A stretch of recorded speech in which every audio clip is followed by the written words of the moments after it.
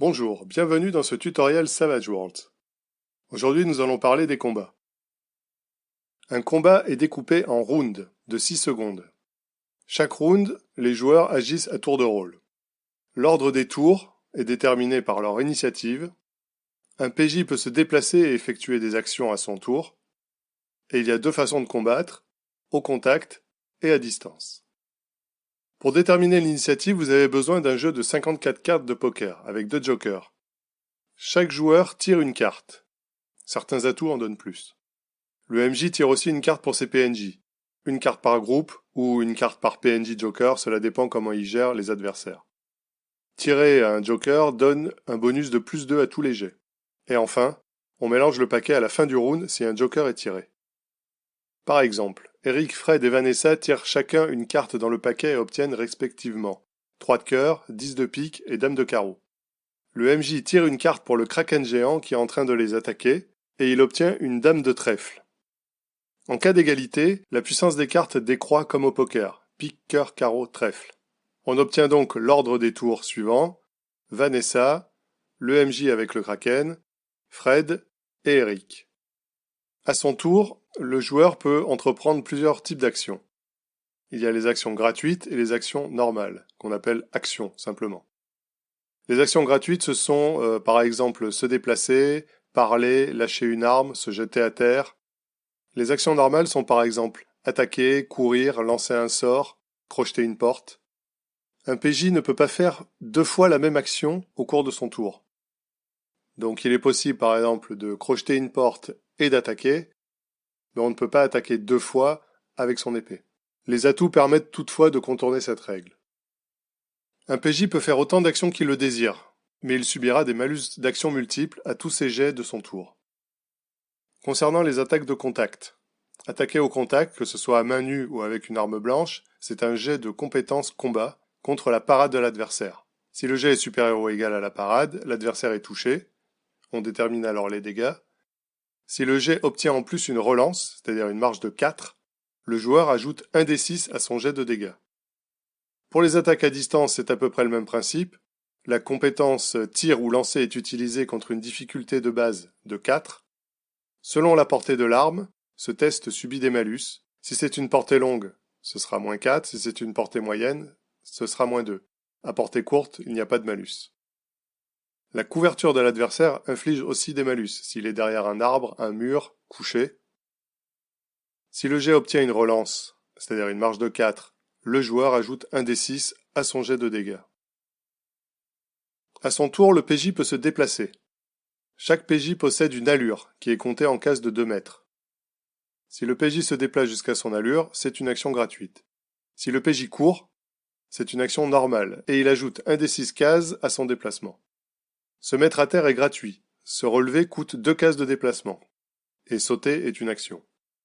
Par exemple, Vanessa décide de se déplacer au contact et d'attaquer le Kraken avec son épée. Elle effectue un jet de combat contre la parade du monstre. Le Kraken attaque Vanessa. Le MJ effectue un jet de combat contre la parade de Vanessa. Fred avait déjà son pistolet en main et tire sur le Kraken. Il n'y a pas de malus de distance, la difficulté est de 4. Eric sort son pistolet et tire sur le Kraken, donc il effectue 2 actions dans le même round. À ce moment-là, il a un malus de moins 2 à ces 2 actions. En l'occurrence, que sur le tir, parce que dégainer ne demande pas de jet.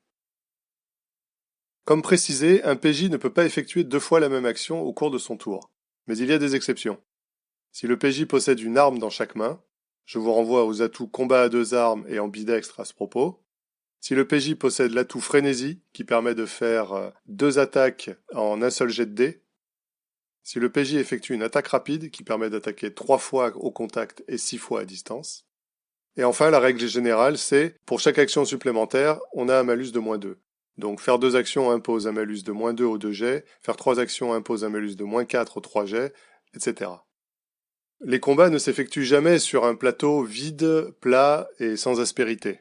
Il y a toujours des conditions et des options de combat. Les pages 118 et suivantes du bouquin de base vous expliquent de nombreuses situations de combat particulières. Combattre au sol, tomber dans une embuscade, faire un combat contre plusieurs adversaires. Veuillez les lire en détail car il y a beaucoup de possibilités.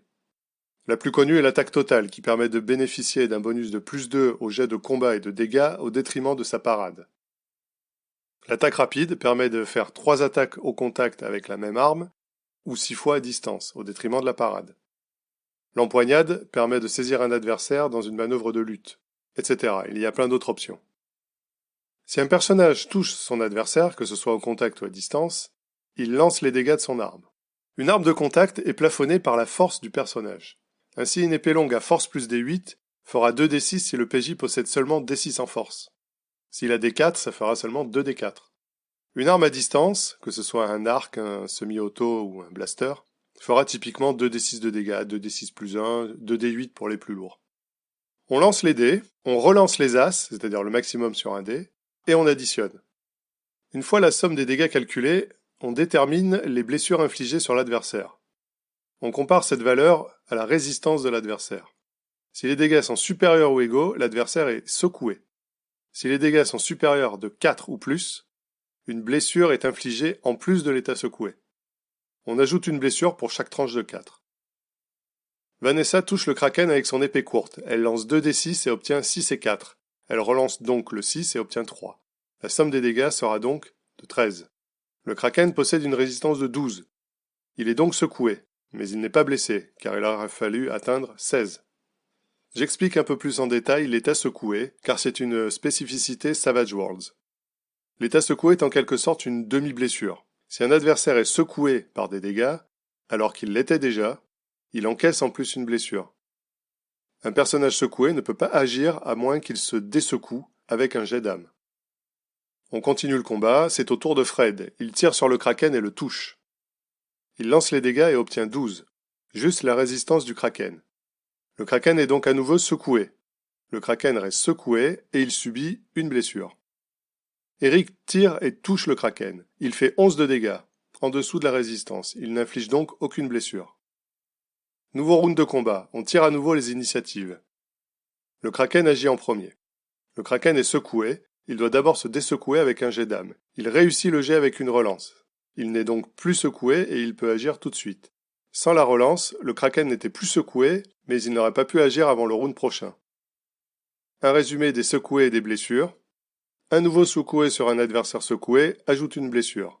Une ou plusieurs blessures secouent toujours un adversaire non secoué, et une ou plusieurs blessures sur un adversaire déjà secoué est additionnée normalement. Il n'y a pas de blessure supplémentaire. Les jetons peuvent être utilisés pour diminuer l'état des blessures. Un personnage peut utiliser un jeton pour se dessecouer automatiquement et à tout moment dans un combat, même si ce n'est pas à lui de jouer. Un personnage peut absorber des blessures au moment où il les reçoit en dépensant un jeton et en réussissant un jet de vigueur. Un succès et chaque relance annule une blessure. On continue le combat, c'est au tour de Vanessa dont le personnage est secoué. Elle rate son jet d'âme, donc elle décide de dépenser un jeton pour se dessecouer et agir tout de suite. Plus tard, le kraken la touche en faisant 14 de dégâts, soit 2 blessures, car Vanessa possède 6 en résistance. Vanessa dépense un jeton pour encaisser, elle lance vigueur et obtient un 6, un succès. Son personnage prend tout de même une blessure, et elle est donc à nouveau secouée. Concernant l'effet des blessures, les blessures ont des effets différents selon s'il s'agit d'un personnage joker, ou wildcard en anglais, ou un extra. Un extra tombe au bout d'une blessure. Un joker tombe à la 4e blessure infligée. Il passe en état critique avec 3 blessures. Chaque blessure inflige un malus de -1 à tous les jets de traits, attributs et compétences. On continue le combat. Le kraken possède déjà une blessure. Vanessa le frappe avec son épée et obtient une relance au toucher. Elle aura donc un D6 en plus. Elle lance donc les dégâts, soit 3d6 et obtient 24. Par rapport à la résistance du monstre, cela fait 3 blessures supplémentaires. Le kraken passe donc en état critique et se vide d'un sang noirâtre et à l'odeur putrescente. C'est la victoire. Pour aller plus loin, je vous conseille de bien lire les règles de situation page 118 afin de briser la monotonie de vos combats. Vous y trouverez les règles d'attaque surprise et d'embuscade, les positions de défense et de défense totale, les règles de couverture pour les combats à distance, les règles de ruse qui peuvent être très intéressantes, les malus d'obscurité, etc. Regardez aussi en détail les atouts de combat, particulièrement vif et tête froide, pour améliorer l'initiative, les atouts frénésie et balayage qui permettent de toucher plusieurs adversaires par round, le combat à 2 armes, ambidextre, pour combattre avec une arme dans chaque main, et enfin l'atout combatif, pour sortir plus facilement d'un état secoué. Voilà, nous avons fait le tour des combats dans Savage Worlds. Merci de votre attention et à la prochaine.